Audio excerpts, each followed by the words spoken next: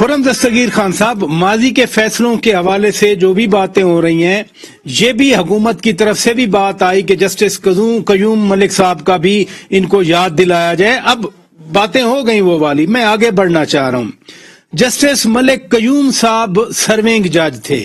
ان کے خلاف باقاعدہ ایکشن ہوا، ان کو ہٹا دیا گیا تھا۔ جسٹس ثاقب نثار صاحب تو ریٹائرڈ ہیں،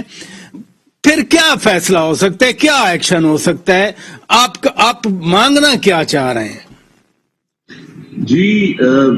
دو ایکشن ہو سکتے ہیں، لیکن پہلی بات تو یہ ہے کہ اس سے پہلے جسٹس شوکت صدیقی صاحب کی جو تقریر تھی، وہ کوئی اس کی ٹیپ میں کسی قسم کا کوئی شک نہیں ہے۔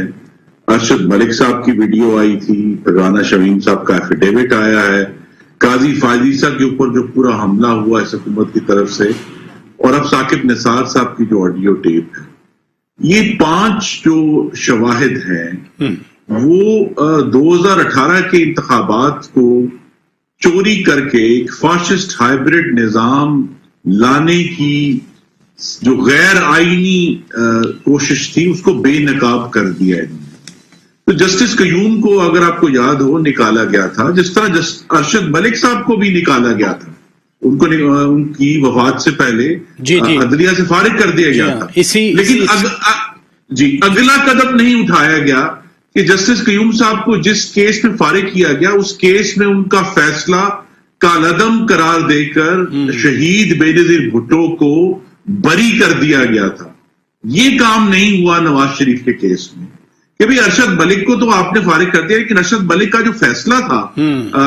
العزیزیہ کیس میں، وہ وہیں کھڑا ہے، اس کے بارے میں کوئی پیش رفت کرنے کے لیے تیار نہیں ہے کہ اگر آپ نے ان کا مس کانڈکٹ دیکھ کر ان کو عدلیہ میں سے نکال دیا ہے، لیکن انہوں نے جو فیصلہ کیا جس کے اوپر وہ سارا مس کانڈکٹ ہوا، وہ فیصلہ اپنی جگہ پر کھڑا ہے۔ تو لیکن ہمارا ابھی بھی یہی توقع ہے، جس کا ذکر بیرسٹر علی ظفر صاحب نے کیا ہے، جس کا ذکر محترم قاہرہ صاحب نے کیا ہے، کہ یہ معاملہ پاکستان میں انصاف کی فراہمی کا ہے، کسی ایک جج کا نہیں ہے، کہ یہ پاکستان میں انصاف کے جو فیصلے ہیں یا غیر انصافی کے فیصلے جو ہیں وہ کس طرح ہوتے ہیں۔ تو اس کا ایک ہی طریقہ ہے کہ اس کو عدلیہ خود، چونکہ اب اس کی ساکھ کٹہرے میں ہے، تو میری عدلیہ سے استدعا ہے اور توقع ہے بطور ایک پولیٹیکل پارٹی بھی اور ایک پاکستان کی شہری ہونے کے ناطے، کہ یہ جو تمام سوالات اٹھے ہیں ان کے جوابات عدلیہ نے خود ہی دینے ہیں،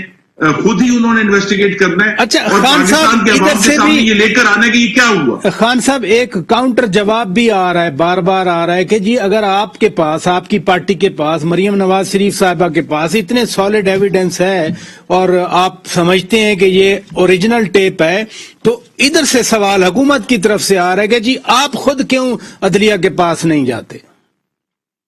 جی، ہم تو صرف یہ کہہ رہے ہیں کہ آپ نے اپنے ناظرین کو یاد کرایا کہ آج وہ جرنلسٹ جنہوں نے یہ خبر بریک کی تھی، ان کی جو فیملی ہے لاہور میں، اس کے اوپر حملہ ہوا، لیکن جس امریکی کمپنی نے اس ٹیپ کا فورینزک کیا اور اس کے اوپر اپنی رپورٹ دی کہ اس میں کسی قسم کی کوئی ٹیمپرنگ نہیں ہے، اور یہ براہ راست آواز بھی ریٹائرڈ چیف جسٹس صاحب کی ہے اور ٹیپ جو ہے وہ ایک ہی سیکوینس میں بات کی گئی ہے، اس کے اوپر بھی حملہ ہوا ہے، اس کو بھی دھمکیاں دی گئی ہیں۔ انہوں نے باقاعدہ ٹویٹ کر کے اس بات کو پبلک کیا ہے کہ جی ان کو دھمکیاں آ رہی ہیں کہ جناب ہم تو یہ جو کمپنی ہے اس کو نقصان پہنچائیں گے۔ تو یہ بات ایشو ہے کہ ہمیں اگر ایک ایسی ایویڈنس ہے جو کہ امریکہ میں ریلیز ہوئی ہے، جس کا ہمارے ساتھ تعلق صرف اس حد تک ہے کہ وہ ہمارا جو ناانصافی کا ایک کلیم ہے کہ ہمارے ساتھ ایک بہت بڑی ناانصافی ہوئی ہے، اس ہمارے جو ویو پوائنٹ کو، ہمارے نقطہ نظر کو تقویت پہنچا رہی ہے، لیکن اس کو ایڈمٹ کرنا جو ہے وہ عدلیہ نے کرنا ہے۔ اور میں یہ پھر دوہرا دیتا ہوں کہ نواز شریف کی اور مریم نواز کی بریت کے لیے ارشد ملک کا کیس کافی ہے، جسٹس قیوم ملک کی ریفرنس سے، کہ ان کو نکالا بھی گیا اور اس کیس میں بریت بھی ہوئی۔ یہاں صرف نکالا گیا ہے جج کو، لیکن کیس میں ابھی تک بریت